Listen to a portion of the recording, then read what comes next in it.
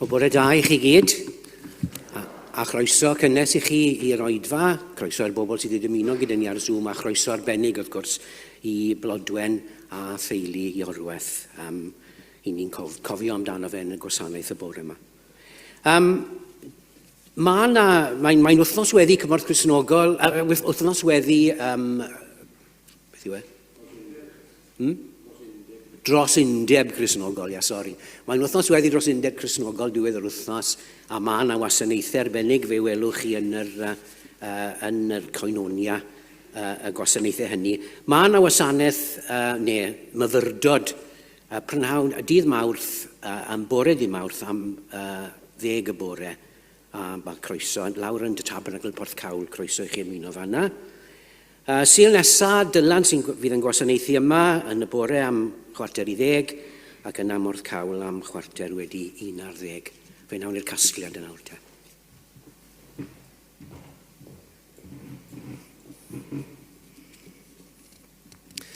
O bore da. Croeso cynnes I bob un ohonach chi i'r Oedfa. Ac fel mae Robin eisoes wedi sôn, mae'r Oedfa heddiw wedi I neilltuo I fod yn Oedfa goffa Iorwerth Davies. Ar cyntaf a 20 o Dachwedd, cawsom y newyddion am farwolaeth sydyn Iorwerth. Bu gwasanaeth yngladdol iddo yn Llanrhaeadr y Mochnant ar yr ail ar 15 o Ragfyr. Dymuniad Iorwerth oedd gael ei gladdu yn Llan I fynd adref felly. Ond bu oedd Iorwerth wrth gwrs yn aelod ffyddlon tu hwnt yma yn y Tabernacl. Ac rydyn ni'n uno gyda'n gilydd heddiw I dalu teyrnged iddo fel teulu'r Tabernacl. Ond rydyn ni hefyd wedi uno I rannu yn cydymdeimlad dwysaf gyda'r teulu yn ei profedigaeth wrth gwrs, gyda Blodwen, gyda Lowri, Iestyn ac Elystan, gyda Anthony a Gwen, gyda Thomas, Ionawr, Fion a Caled, a gyda Gwen, Eluned, Ann a Geraint. Ac felly'n rhan o'r gwasanaeth heddiw, mi fydda ni yn clywed a chofio am fywyd a gwaith Iorwerth. Ond rydyn ni yma hefyd ar y Sul I gyd addoli, I droi at yr arglwydd mewn gweddi, mewn addoliad, mewn mawl, I gael yn cysuro, I gael yn cynnal yn ogystal. Natur addoliad yw ein bod fel teulu ffydd yn dathlu buddugoliaeth Iesu Grist dros angau a'r bedd. Can I welcome you all to this service today, and to those who are not Welsh speakers. The majority of this service will be in Welsh, but on the screen behind me, there will be words in English that will appear, especially with the message, with the eulogy, and also the readings. Ac felly, cyn mynd gam ymhellach, bwysig yw troi at yr arglwydd mewn addoliad, ac felly dwi am modd dyfrig sy'n harwen I alwad I addoli.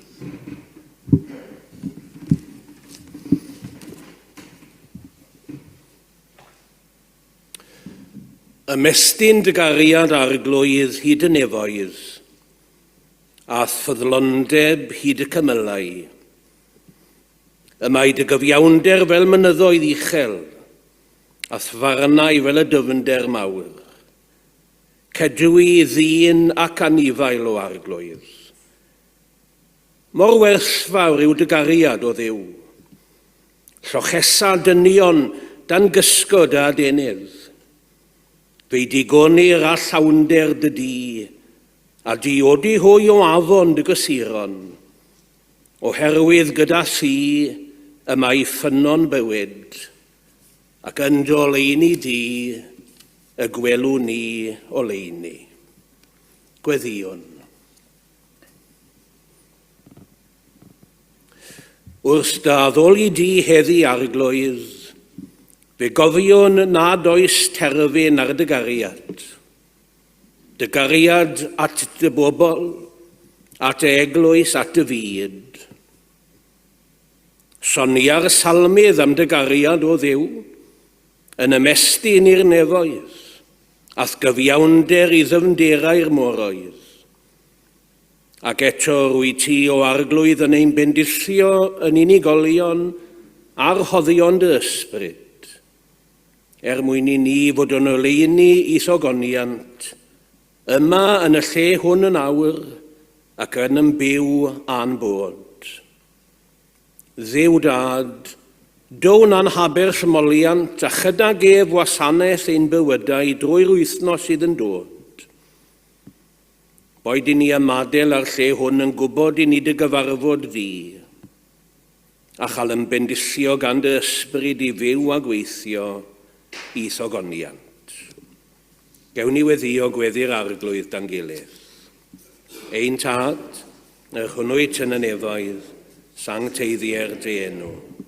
Deled y deyrnas, gwyneler dy ewyllus, megis yn y nef, felly ar y ddeiar hefyd.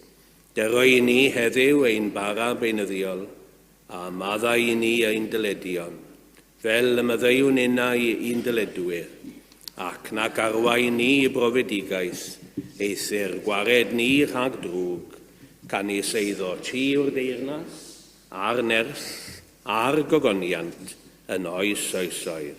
Amen. Ac fedrwn ni atemu'n rhif 483 yng Nghaneuon Ffydd, mi glywaf dyne'r lais yn galw arna fi.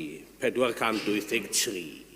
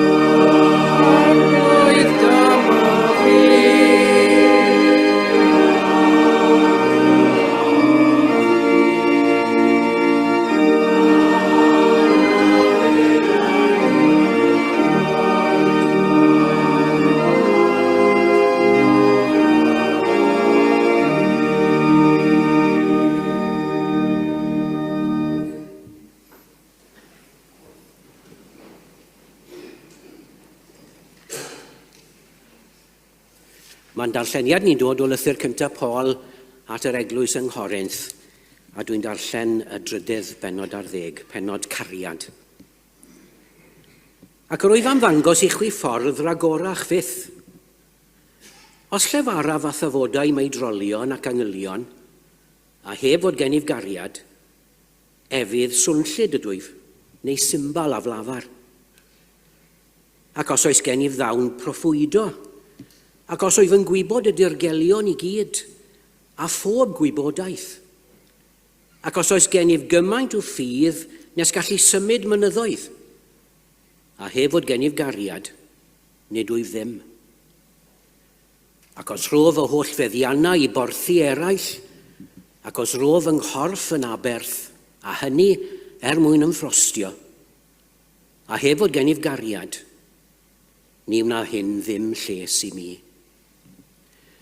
Y mae cariad yn amyneddgar, y mae cariad yn gymwynasgar. Nid yw cariad yn cenfi geni, nid yw'n ymffrostio, nid yw'n ymchwyddo. Nid yw'n gwneud dim sy'n anweddus, nid yw'n ceisio i ddibenion ei hun, nid yw'n gwylltio, nid yw'n cadw cyfrif o gam. Nid yw'n cael llawenydd mewn anghyfiawnder, ond y mae'n cydlawenhau ar gwirionedd. Y mae'n goddef i'r eithaf, yn credu i'r eithaf, yn gobeithio i'r eithaf, yn dal ati i'r eithaf.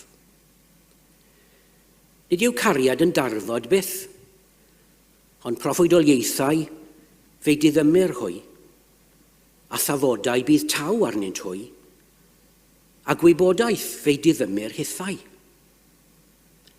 Oherwydd anghyflawn yw ein gwybod ni, ac anghyflawn ein proffwydo ni. Ond pan ddawr hyn sy'n gyflawn, fe ddiddymir yr hyn sy'n anghyflawn. Pan oeddwn yn blentyn, fel plentyn yr oeddwn yn llefaru, fel plentyn yr oeddwn yn meddwl, fel plentyn yr oeddwn yn resymu. Ond wedi dod yn ddyn, yr wyf wedi rhoi heibio bethau'r plentyn. Yn awr, gweld mewn drych yr ydym, a hynny'n aneglur. Ond yna cawn weld wyneb yn wyneb. Yn awr, anghyflawn yw fy ngwybod, ond yna caf adnabod fel y cefais yna i fy adnabod. Mewn gair y mae ffydd, gobaith, cariad, y tri hyn yn aros, a'r mwyaf o'r rhain yw cariad. Wel, yn gwerthfawrogi'r cyfle, mae Dylan wedi rhoi cyfle i fi ddweud gair yn syml y bore yma, wrth i ni gofio am Iorwerth. Achos mae gen i gymaint, pan ddys i yma Gweinidog yn 1991, cwrs oedd Iorwerth yn ei anterth yr adeg hynny. A mae gen i gymaint o'r gofian da amdano fel aelod ffyddlon o'r gynulleidfa, fel gwrandawr, deallus a gwerthfawrogol, wastad ar ryw sylw i'w air o ddiolch ar ddiwedd yr oedfa, yn ddiacon ac yn swyddog cydwybodol a gweithgar, a bob amser a chyfraniad doeth a synhwyrol i drafodaeth, a hynny'n cael ei gyflwyno gyda'r hiwmor yna, wrth gwrs, oedd mor nodweddiadol ohono. A buon ni'n cydweithio nid jyst yma yn y Tabernacl, ond hefyd gyda'r Eisteddfod Genedlaethol yn 1998 cyn iddo orfod rhoi gorau i fod yn ysgrifennydd, a buon ni gyda'n gilydd ar bwyllgor golygyddol o'r Ogwr am sawl blwyddyn hefyd. O ddistel lawr i gael sgwrs gyda Iorwerth wastad yn brofiad cyfoethog, achos gyda fe stor o wybodaeth am lyfrau, am bobl, am hanes, ac am ardaloedd gwahanol yng Nghymru a thu hwnt. Ac wrth gwrs i wybodaeth am bêl-droed yn y fe, chimod, a'r ymweliadau yna, dwi'n meddwl bod wedi ymweld â phob maes pêl-droed, cae pêl-droed, o'r 92 o geiau oedd yn perthyn i'r hen FA, a llwyddo i ymweld â llawer arall hefyd. A stor o storiau a gwybodaeth gyda fe am bêl-droed. Wy'n cofio yn y cyfnod pan oedd Wembley yn cael ei adnewyddu, a finals cwpan yr FA yn cael ei chwarae yng Nghaerdydd am 6 mlynedd. Ac yn y flwyddyn gyntaf yna, oedd Arsenal yn chwarae. Arsenal oedd tîm Maredydd y mab, ynddo fe, a o'n nhw'n chwarae yn y ffeinal, a Iorwerth yn ffono, fydde Maredydd yn hoffi tocyn i fynd i'r cup final. Wel, bydde, medde fi, fydde, wrth i fodd. Bydwch yn becso amdano fe, fydde geith e ddod gyda fi a Elfed, a fe ath y ddau ohonyn nhw, fi oedd e gyda nhw am y dydd. Gafodd e, wel, wedai ddim bod wedi cael diwrnod wrth i fodd, achos oedd Arsenal wedi colli. Ond nid bai Iorwerth oedd hynny, ond chymod, ond y gymwynas yna, chymod, mae'n gwerthfawrogi hynny gymaint. Stori bêl-drod arall sydd i fi yn diffinio, neu'n dweud cymaint am Iorwerth yw sgwrs ges i gyda fe rhyw fore Sul fan hyn a dros goffi. A dyma fe'n dweud, oedd wedi bod yn gwrando ar sylwebeth ar Radio Cymru, a meddwl fe wrthai, doeddwn i ddim yn cytuno efo'r hen hogyn a ddeiniolen, meddwl fe. Pwy, meddwl fi? Pwy, be chi'n meddwl yr hogyn o ddeiniolen? Wel, y Malcolm Allen a, meddwl fe. A chi'n gwybod i theddi gallai ddim clywed Malcolm Allen ar y radio heb feddwl am yr hen hogyn a o ddeiniolen. Ond wrth gwrs i Iorwerth yma, chi'n meddwl dyna oedd yn diffinio Malcolm Allen, oedd wedi chwarae i Gymru, oedd wedi chwarae i Dyma'r yn yr adran gyntaf hefyd, a oedd hwnna'n bwysig, ond y peth allweddol i Iorwerth oedd i wreiddiau fe, i gymuned i fro, i ardal, i filltir sgwar. Achos ar ddiwedd y dydd, yn dyfe, yr hogyn o lan reidr y mochna, doedd Iorwerth. Chi'n modd ble bynnag, a ni'n gwybod fod e wedi teithio, wedi bod yn byw mewn cymaint o wahanol lefydd. Ond chi'n modd, oedd i gariad at i fro, ac mae rai yno ni oedd ar y trip na, a daith drefnodd Iorwerth i fynd i Landreidr y Mochnant yn 2002, yn cofio am yr cariad a'r brwdfydedd heintus yna oedd gyda fe dros i fro enedigol, a fe barhawodd hynny dy diwedd, wrth gwrs. Sonies i am i gymwynas i Maredydd ac yn fythol ddiolchgar am hynny, ond allai beth a peidio sôn hefyd am i gyfeill garwch gyda'n had. A fe ffindon nhw ddau nhw yn credu dau enaid hoff gytun a Blodwen hefyd, o'n nhw'n ffrindiau mawr. A o'n nhw'n teithio gyda'i gilydd, o'n nhw'n mynd i dosbarthiadau llenyddiaeth yn Abertawe, o'n nhw'n mynd allan i fwyd gyda'i gilydd, ac wrth gwrs yn mynd i wasanaethau plygain o gwmpas De Cymru, ac ni'n cofio am frwdfrydedd Iorwerth dros y plygain hefyd. Ni'n gwybod am Ionawr dros y traddodiad plygain, yn gallu gweld y nawr yn sefyll o'n unrhyw Ddydd Sul yn cyflwyno y plygain i ni am y tro cyntaf yma yn y Tabernacl, a hanes y plygain. A o'n i yn Llandeilo cyn Nadolig, jyst ar ôl i Iorwerth farw, o'n i'n dweud wrth ymrawd Aled a'r Hian i wraig bod Iorwerth wedi marw, ac wrth gwrs o'n nhw'n mynd, oedd e a'n had a Blodwen yn mynd i blygain Llandeilo bob blwyddyn. A mae Rian yn dweud, yn adrodd stori amdano, wrth gwrs mae'r twf yn y plygain wedi bod, cymaint o dwf wedi bod yn gwasanaethau plygain dros y blynyddoedd diwetha, a plygeiniau newydd yn cael ei sefydlu. A Rian yn gofyn i Iorwerth, beth oedd e'n meddwl am hyn bod yr holl wasanaethau plygain newydd yma wedi cael ei sefydlu yn y blynyddoedd diwetha? A Iorwerth yn dweud, wel, mae'n galonogol ar un ystyr, chi'n modd, mae'r traddodiad yn cael ei adnewyddio, ond dyma fe'n ychwanegu wedyn, cofiwch, meddwl fe, dydy ddim yn wasanaeth plygain go iawn, ond i bai bod chi'n gallu gweld ôl tail gwartheg ar y Wellingtons, ynddo fe. Pidwch, beth bynnag i chi'n neud, pidwch ac anghofio y gwreiddiau, a dyna fyddai'n cofio amdano fe. Diolch yn fawr iawn am y cyfle i ddweud y gair yna. I ni amdani nesaf, emyn 747. Mae ffrydiau ngorfoledd yn tarddu o ddisglair o'r seddfa'n gyne, ac yno esgynodd fy Iesu, ac yno areiriol i fe. Y gwaed a fodlonodd gyfiawnder deinellwyd ar orsedd ein Duw, sydd yno yn beraidd yn erfyn i ni a troseddwyr gael byw. 747.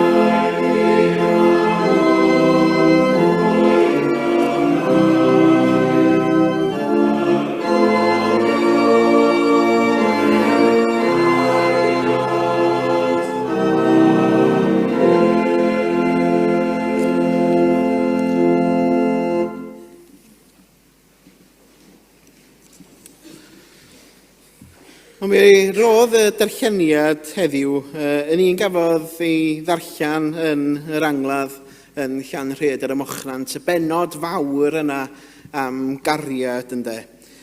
Ac mae'n gyfarwydd iawn i ni gyd. Da ni'n clywed hi'n aml mewn priodasa, ond wrth gwrs hefyd mewn angladda. Ac mae'n sôn am dair rhinwedd mewn gwirionedd yn dydy. Ffydd, gobaith a chariad, a'r mwyaf ohonyn nhw yw cariad ynde. A fyddai'n aros gyda'r tri hynny yn y man. Ond fel gweinidog i Iorwerth dros y 2 blynedd diwethaf, dwi'n ddiolchgar heddiw bod 4 o weinidogion Iorwerth yn cymryd rhan. A diolch i Hywel, i Robin ac i Dyfrig am ei cyfraniad. Ond mi wyddon ni drost yr wythnosoedd diwetha o'r sgyrsia dwi wedi cael gyda sawl un ohonoch chi a gyda'r aelodau. Cymaint o barch oedd gan bob un ohono ni i Iorwerth. Ac mae pob un bron wedi cyfeirio at gyfnod o bererindota wnaeth Iorwerth drefnu ar gyfer y Tabernacl. Roedd o'n ddiacon yn ogystal ag ysgrifennydd yr eglwys ac wedi ymroi mewn gwasanaeth a gweithgarwch yr eglwys hon. A braint ydy diolch gyda'n gilydd am ei gyfraniad heddiw. Yn gyn-lyfrgellydd roedd ei ddiddordeb ym myd llenyddiaeth a hanes yn eang, ond wrth gwrs dwi'n cofio un o'r sgyrsiau cyntaf un gyda Iorwerth pam des i yma'n weinidog, lle ofynnodd o i mi, wyt ti'n gwybod lle mae Llanrhaeadr y Mochnant? A rai fi ddweud, oedd y ffôn yn handi, a roedd mae Google Maps gen i mynd yn sydyn i weld yn union lle oedd Llanrhaeadr y Mochnant. Doeddwn i ddim wedi bod yno wrth gwrs, a'r wen yna ar ei wyneb wrth gwrs.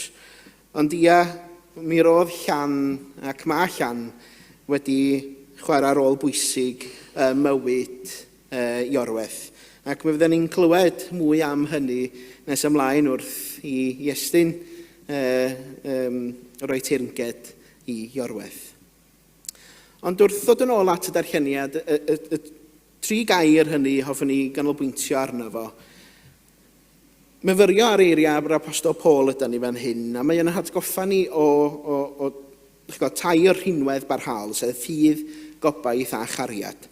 Nid geiriau yn unig ydy'r rhain, ond maen nhw'n bileri ein bywyd Cristnogol ni. Maen nhw'n cynnal ni mewn cyfnodau o dreialon, yn arwain ni yn penderfyniadau ac yn yn hysbrydoli ni hefyd. Yn hysbrydoli ni adlewyrchu y cymeriad Duw ei hun. A heddiw wrth i ni ddathlu a chofio bywyd Iorwerth, rydyn ni'n dathlu y ffordd y gwelson ni o'r rhinweddau hyn yn ei fywyd yntau hefyd. Ffydd gyntaf, mae Paul yn ysgrifennu yn Hebreaid 11 bod ffydd yn warant o bethau y gobeithir amdanynt ac yn sicrwydd o bethau na ellir ei gweld. Nid cred yn unig ydy ffydd. Mae o'n weithred sydd wedi wreiddio mewn ymddiriadaeth. Sicrwydd fod Duw wrth y lliw ynde. Ffydd yn addewidion Duw sydd yma. Ac fi ymddiriadodd Iorwerth nid yn unig ag eiriau, ond ei holl fywyd. Wedi ymrwymo i weddi, i addoli ac i wasanaethu. Ac mi welson ni ffydd ar waith. Fe wasanaethodd y Tabernacl yma'n ffyddlon yn ysgrifennydd ac yn ddiacon. A hynny oherwydd ei gariad at yr arglwydd, yn barod ei gymwynas. Yn cynnar gobaith, mae Paul yn atgoffa ni yn Rhufeiniaid 8 oherwydd yn y gobaith hwn y cawsom ein hachub. Ond nid gobaith mor gobaith sy'n gweld. Pwy sy'n gobeithio am yr hyn mae'n ei weld? Yr hyn yr ydym yn ei weld yw gwrthrych gobaith, ac felly yr ydym yn dal i aros amdano mewn amynedd. Bu Iorwerth yn byw bywyd o obaith. Gobaith a oedd yn pwyntio tu hwnt i dreialon y byd at lawenydd tragwyddol teyrnas Dduw. A dyna be mae darlleniad yn ein hatgoffa ni amdano. Bod yna obaith mewn gorthrymder, hyd yn oed mewn cofnodau anodd. Ac mi wyddon ni dros y blynyddoedd diwethaf ac yn Iechyd Iorwerth yn dirywio gyda'r golwg yn benodol. Ac hyd yn oed yng nghanol hynny roedd yn dal yn ffyddlon yma i'r eglwys. Oherwydd y gobaith yw bod Duw yn cynnal ynde. A mae Duw yn cynnal nina heddiw hefyd. Ac yna'r cariad. Mae Paul yn datgan mai cariad yw'r mwyaf o'r rhinweddau hyn. Pam? Oherwydd cariad ydy natur Duw ei hun. Iorwerth hefyd yn byw y gwirionedd hwn. Roedd ei gariad at Dduw ac i bobl o'i amgylch yn amlwg ym mhopeth oedd yn ei wneud. Fel cyn lyrgellydd fe adeiladodd o bontydd, fe anogodd o eraill. Mi oedd yn un a ofalodd, ond o fwy na hynny fe ddangosodd o gariad at ei deulu. At Blodwen, at Lowri, at Iestyn ac Elystan, Anthony, Gwen, Thomas, Elinor, Fion a Caled. Fe ddywod Paul yn 1 Corinthiaid 13 fod cariad byth yn darfod. Ac nad ydy Iorwerth gyda ni mwyach mae gariad yn parhau. Mae'n parhau yn ein hatgofion a'n bywyda. Yn parhau yn ein gweddïa ac yn yr etifeddiaeth mae wedi adael ar ei ôl. Mewn gair, mae ffydd, gobaith, cariad. Y tri hyn yn aros, a'r mwyaf o'r rhain yw cariad. Wel, mi ganwn ni yr emyn nesaf ac yn dilyn yr emyn yma. Dwi'n gwahodd Iestyn i ddod ymlaen i draddodi'r deyrnged. Gadwch chi ni ganu am i'r rhif 319. 319. Welen sefyll rhwng y myrtwydd, wrthrych teilwng o'm holl fryd. Mae o ran rwy'n adnabod ei fod i'w chlaw gwrthrychau'r byd. Henffych fore, y caf ei weled fel y mae. Ac yn y blaen, 319.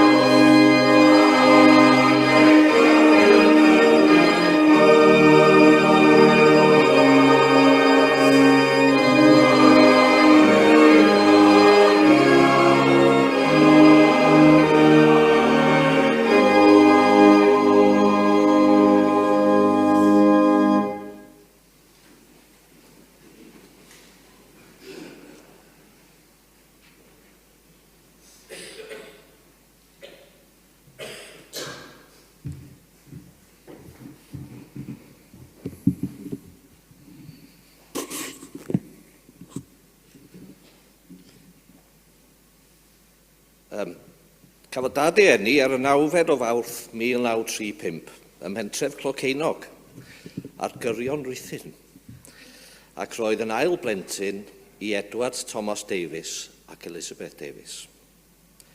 Yn drist iawn, bu farw Iola, ei plentyn cyntaf pan oedd hi'n ifanc iawn, yn fuan iawn cyn i dad gael ei eni. Ychydig fisoedd ar ôl i dad gael ei eni, symudodd y teulu i gefn coch Llanrhaeadr y Mochnant. Roedd yn byw yn nghefn coch, cafodd brawd a chwiorydd fy nhad ei geni. Gwen yn gyntaf ac wedyn Eluned, Ann a Geraint yn olaf. Roedd bwlch o 2 blynedd ar 10 rhwng fy nhad a Geraint. Treuliodd dad sawl blwyddyn hapus iawn yn byw yn Llanrhaeadr y Mochnant, pentref yr oedd bob amser yn ei ystyried yn gartref, a dyna oedd ei ddymuniad erioed, dychwelyd i dyffryn tanant ar ôl ei farwolaeth. Mae'n siŵr y bydd llawer ohonoch yn meddwl mai yn Llanrhaeadr y Mochnant cafodd dad ei eni.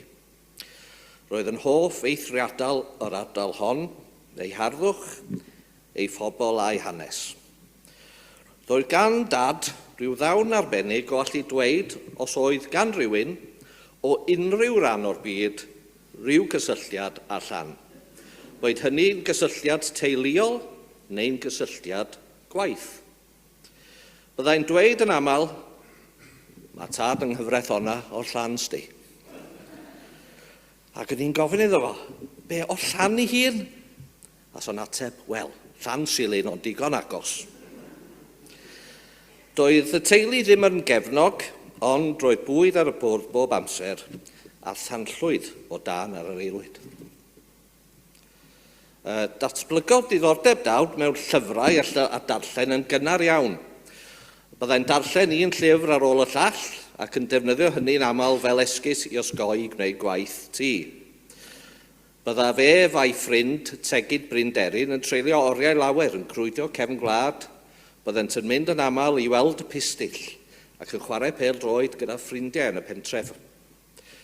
Cafodd dad ei addysg yn ysgol gynradd Llanrhaeadr ac ysgol uwchradd Llanfyllin. Tan yn ddiweddar, gallai gofio enwau ei holl gyd-ddisgyblion, pwy oedd pawb wedi brodi a beth wnaethon nhw ar ôl gadael yr ysgol. Petai wedi cystadlu ar raglen Mastermind a dewis y pwnc arbenigol Llanrhaeadr y Mochnant, rydw i eitha siŵr byddai dad wedi cipio'r wobr gyntaf. Hoffter dad o lyfrau a wnaeth iddo ddechrau ar ei efrau maes llyfrgelldyddiaeth. Y cyntaf dim ond yn 1 ar 15 mlwydd oed symudodd i Rhuthun i weithio yn y llyfrgell yno a lodio gyda antisera yn Railway Terrace. Ar ôl chydig flynyddoedd, dechreuodd dad ar ei gyfnod 2 flynedd o National Service, hefo'r llu awyr brenhinol. Mae'n siŵr bod hyn wedi bod yn gryn ysgytwad diwylliannol i dad.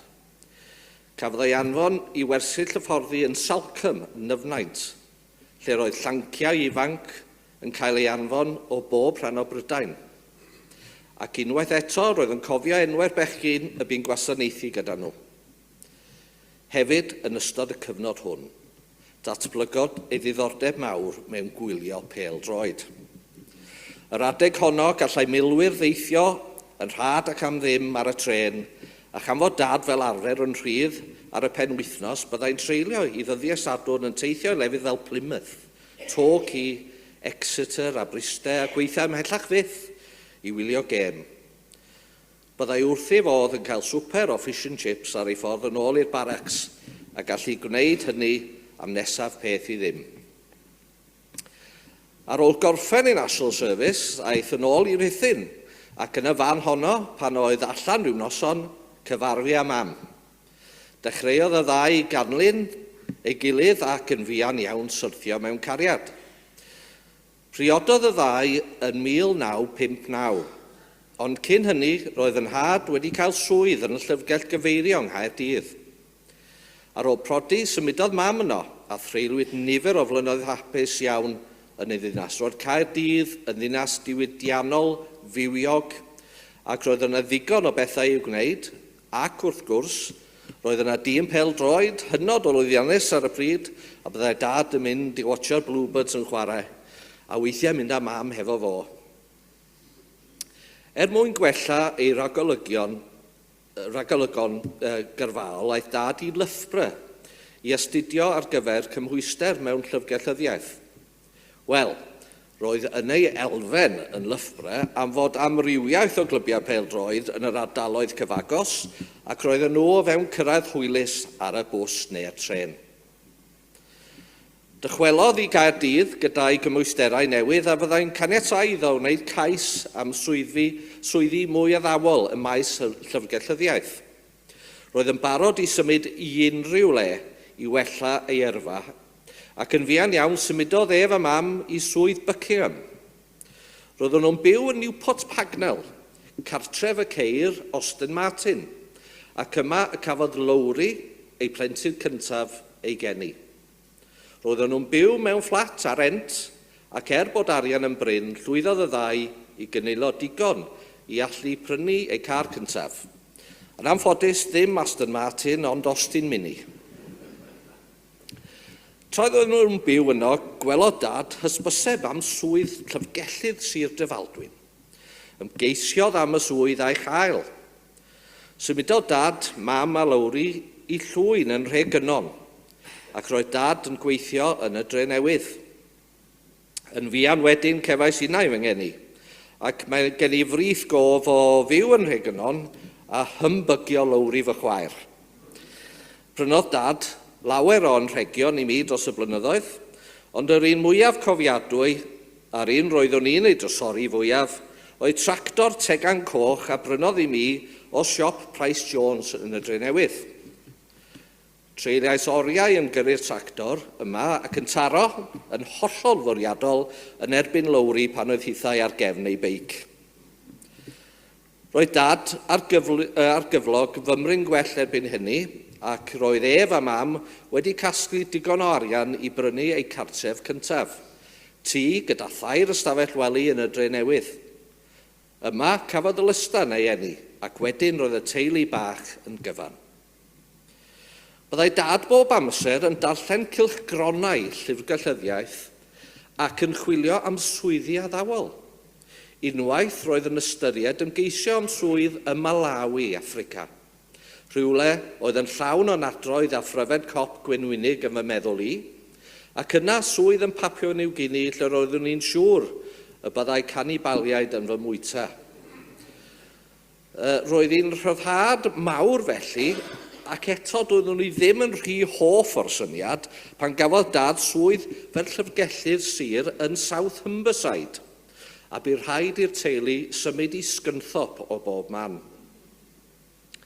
Ar ôl treulio 2 flynedd yno, symudon ni yn ôl i Gymru, a byw yn Sir Benfro, lle oedd dad yn llyfrgellydd y sir, ac yma, Mhen y Bont ar Ogwr, lle roedd yn llyfrgellydd Morgannol, ac yna, cyn ymddeol, roedd hefyd yn gyfarwyddwr addysg cynorthwyol. Yn ein cantref yn Llambed yr Efelfre yn Sir Benfro, roedd dad yn gallu ymgolli'n llwyr yn un o'i ddiddordebau eraill, garddio. Roedd gennym ni ardd anferth, a byddai dad yn ymfalchio mewn tyfu ffrwythau a llysiau a gofalu am ei ardd a'i fel pin mewn papur. Byddai wrth ei fodd yn bwyta ffrwyth ei lafur, ac un o'i hoff brydau bwyd oedd marw wedi'i stwffio gyda mincemeat.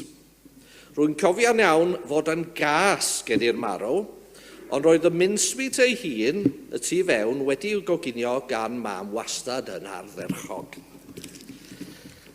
Bu dad yn aelod o sawl côr meibion yn ystod ei fywyd, ac roedd bob amser yn ymfalchio yn y ffaith ei fod wedi bod yn aelod o gôr meibion Llanfair Caerhenion a lwyddodd i gipio'r wobr gyntaf yn yr Steddfod Genedlaethol. Yn aml iawn, byddwn yn tynnu ei goes a chrybwyll fy mod innau wedi bod yn aelod o hogiau'r ddwylan oedd wedi ennill yr un gystadleuaeth a hynny deir gwaith mewn cyfnod o 6 blynedd.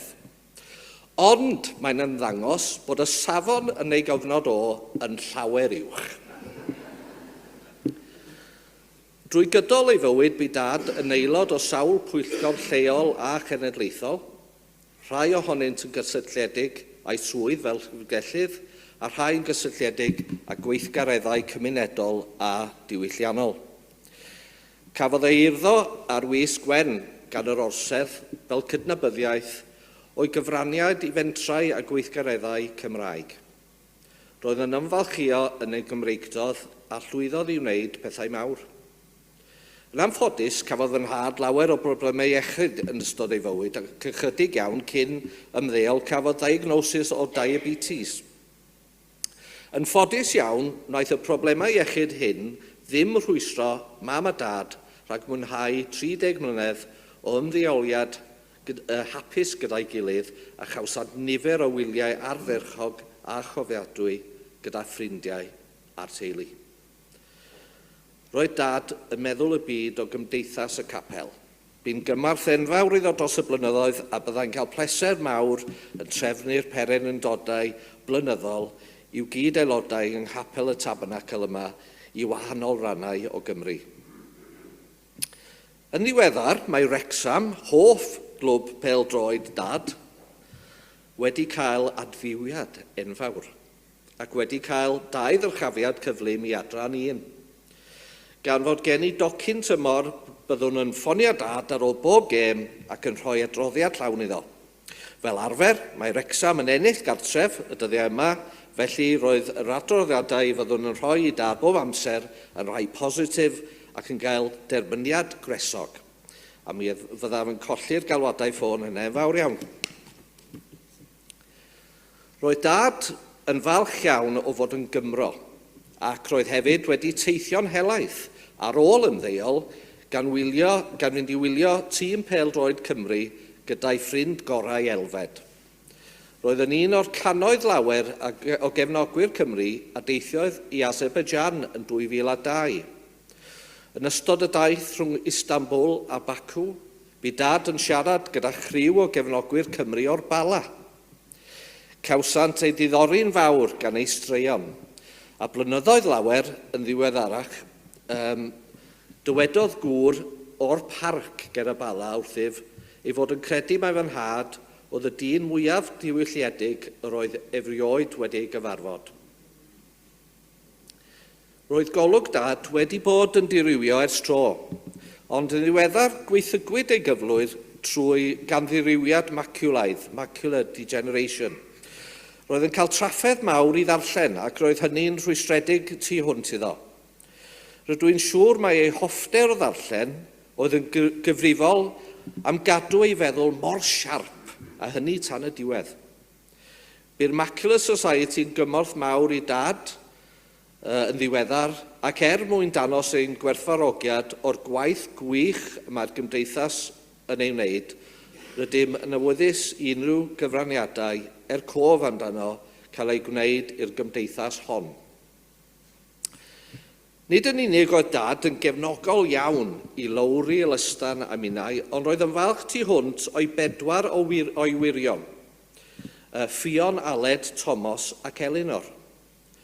Roedd yn cydnabod ei doniau arbennig fel uddugolion ac wedi gweld talent naturiol Elinor yn ffynnu y maes celf a dylunio, dawn gerddorol Ffion a llwyddiant Aled y maes cyllid.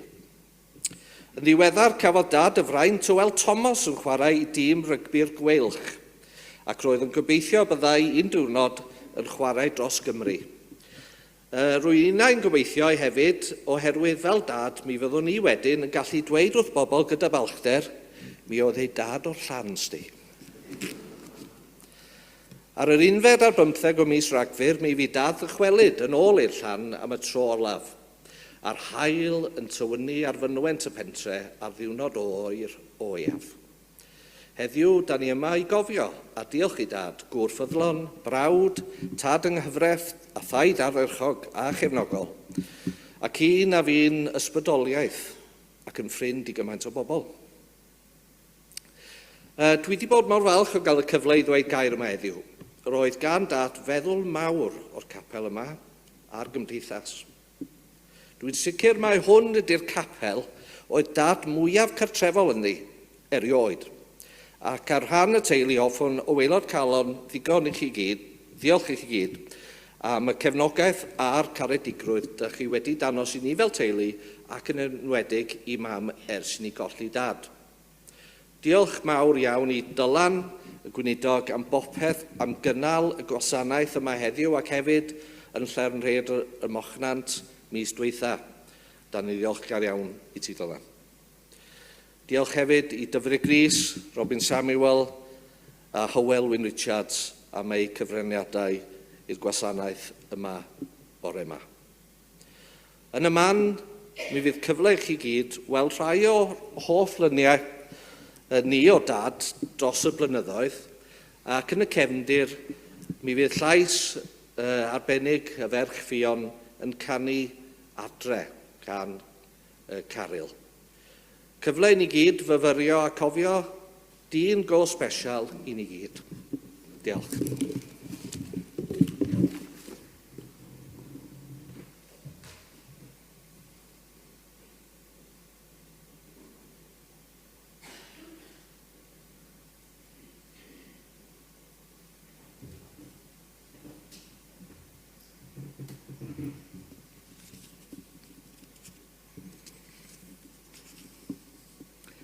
Yn iawdl fawr, mae Gerall Lloyd Owen yn dweud fel hyn: pan feddwn ddawn plentyn i weld llais a chlywed llun. Ac i ni'n diolch am y lluniau ni wedi i clywed yn yr Oedfa. Diolch i Robin a Dylan ac i Iesyn arbennig am greu darluniau mor fyw i ni o un yr o'n i gyd yn meddwl y byd ohono fe. Dewch i ni rannu gweddi gyda'n gilydd.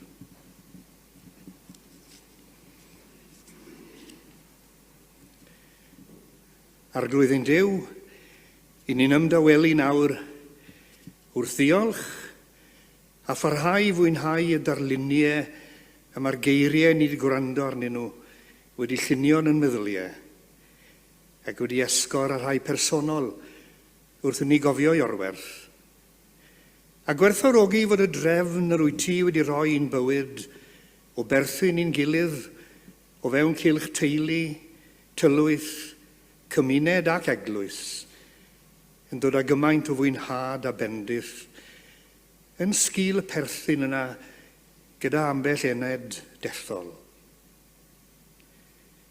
Fe wyddon ni o brofiad arglwydd mae pris y perthyn yw'r galar a'r gwacter a ddaw gyda'r gwahanu sy'n anorfod yn hanes ni gyd. Ac ambell tro fe gawn yn hysgwyd gan mor ddiyngan y dawangau.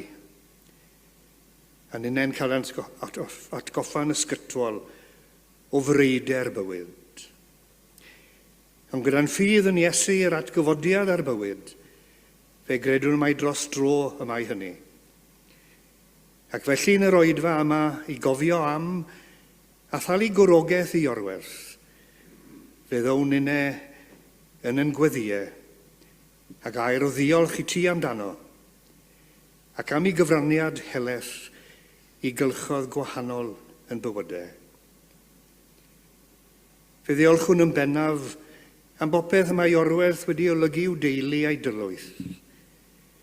Diolch am wr ffyddlon blodwen, llawn gofal a chonsarn, ac am y cyd dynnu a'r cyd ddeall, a dyfodd dros y blynyddoedd i fod yn gynhaliaeth i'r naill a'r llall. Diolch am y berthynas a sicrhaodd gyfle i Iorwerth i ddilyn i amryfal ddiddordebau ar hyd y blynyddoedd. A'r bartneriaeth a olygodd fod yn pererindod ninne'n gyfoethocach o bererindota yn ei cwmni'n hwydau. Diolch am dad cefnogol a chynorthwyol, Lowri, Iestyn ac Elystan, ac i Antoni a Gwen yn ei tro. Diolch am dau dy balch, a nwylodd i berthynas a Galed a Ffion, Thomas ac Elinor. Diolch am y gŵr am wnaeth yn fawr o'i dras, ac a fi'n driw i'w fro a'i fagwraeth, a'r gwerthoedd a blanwyd ynddo ar aelwyd, capel a chymuned. Fe wyddon ni arglwydd na fydd unlle yn fwy chwythig a gwag na'r aelwyd yn lludiart y dyddiau yma ac i'r dyfodol. Ac felly gofynnwn i ti gysegri'r llu atgofion i Blodwen a'r teulu cyfan, i fod yn ffynhonnell o gysur a nodd pa fydd hireth ac unigrwydd yn llethu. I ni am ddiolch i ti am y gŵr hynod ddiwylliedig, y llyfrbrif brwd, y darllenwr awchus, am rychwant eang i ddiddordebau, a'r ysbryd hael a'r anodd mor barod o'i stor di-hysbydd y wybodaeth, am yn hanes a'n llen, yn diwylliant a'n pobl, am arddio a pheldroed. A nynne arglwydd wrth wrando arno, yn cofio'r deyrnged i'r ysgol feistr, and still the wonder grew, that one small head could carry all he knew. Diolch am y gŵr hynnaws, rhadlon, a'i wen lydan, a'i chwerthin heintus, a'r cydiad llaw gadarn. Diolch am y diddordeb diben draw mewn pobl, yno ni, y cyfaill triw, y cwmniwr diddan, a'r holwr di-ddiwedd am yn hynt a'n helynt. A diolch arglwydd am y gŵr a fi'n driw i'w fagwraeth grefyddol, am ei deyrngarwch i gynulleidfa dy bobl di, lle bynnag y bu wrthi yn dilyn i alwedigaeth. Am ei ffyddlondeb i deulu'r Tabernacl hwn, a'i wasanaeth iddo fel diacon ac ysgrifennydd, a threfnydd pere'n dodau a ddyfnhaodd yn profiad crefyddol a'n twf ysbrydol. Ni'n diolch i ti am bopeth i ni'n ddyledus i Iorwerth amdano, am yr holl ffyrdd y cyfoethogodd yn bywydau, ac am y cyfan a gyflawnodd yn ystod i fywyd, y gallwn ni gyd edrych yn ôl arno gyda diolch a balchder cywir. Am y cyfan hyn a mwy, fe ddiolchwn. A gweddion y bydd y cyfan yn help i bawb ohonom a'r teulu'n benodol, wynebu yfori newydd gwahanol iawn yn ei hanes. Yfori gwag ar lawer cyfri, ond yfori llawn hefyd o ran i waddol o atgofion, ac yfori lle bydd i di fel erioed yno i'w cynnal. Cliw yn gweddi yn enw Iesu, a derbyn ni yn y trigaredd na fydd byth yn ein trin yn ôl ein heiddiant. Y gras fydd bob amser yn rhoi ni tu hwnt i'n heiddiant. A'r cariad na all dim yn gwahanu oddi wrtho, yn Iesu Grist yn harglwydd a'n gwaredwr. Amen.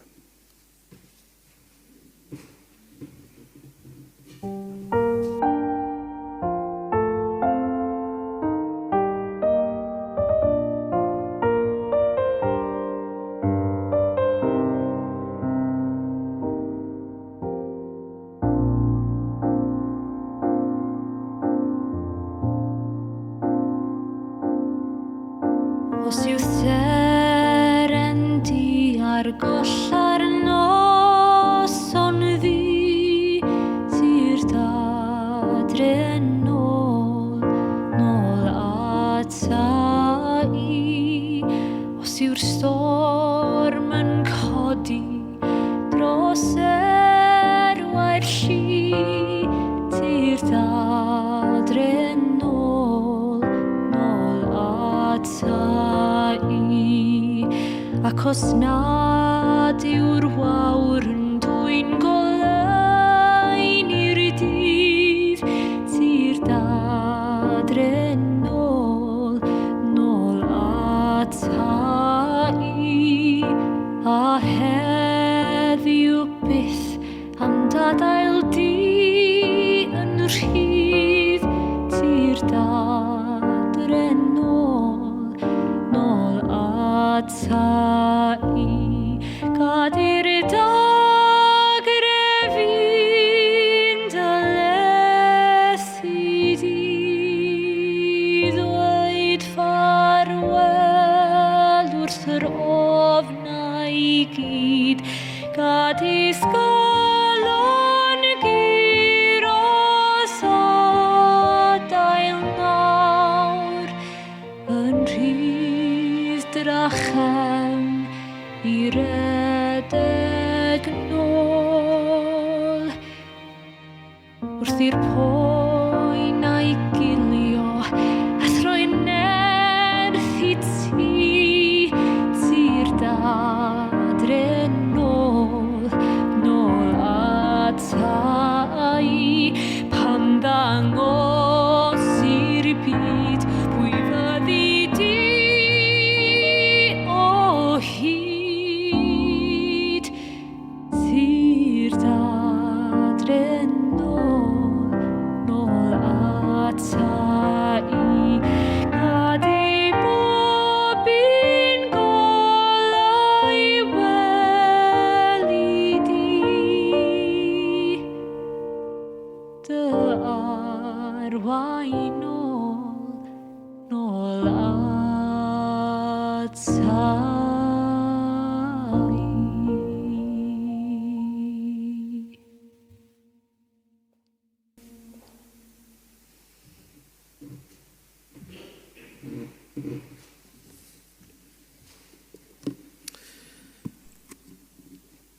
Mae gai ddiolch i bob un sydd wedi cymryd rhan heddiw. Ac mi fydd casgliad rhydd heddiw. A mi fydd na flwch yn y cefn y fan hyn. Os hoffech chi wneud cyfraniad i'r cof am Iorwerth, mi fydd yn mynd tuag at Cymdeithas Macular. Ac yna mae'r daflen angladdol hefyd. Mae rhai ohonyn nhw ar y bwrdd yn y cyntaf, felly os ydych chi'n dymuno mynd â rhain adre efo chi yna, gnewch hynny. Ac mae yna banad ar ôl y gwasanaeth hefyd yn y festri, felly plis dewch lawr a i rannu'ch atgofion am Iorwerth gyda'r teulu. Gadwch chi ni ganu yr emyn ola felly, sef emyn rhif 780. Nid dwi'n gofyn bywyd moethus, air y byd na'i berlau man. Gofyn rwyf am galon hapus, calon onest, calon lan.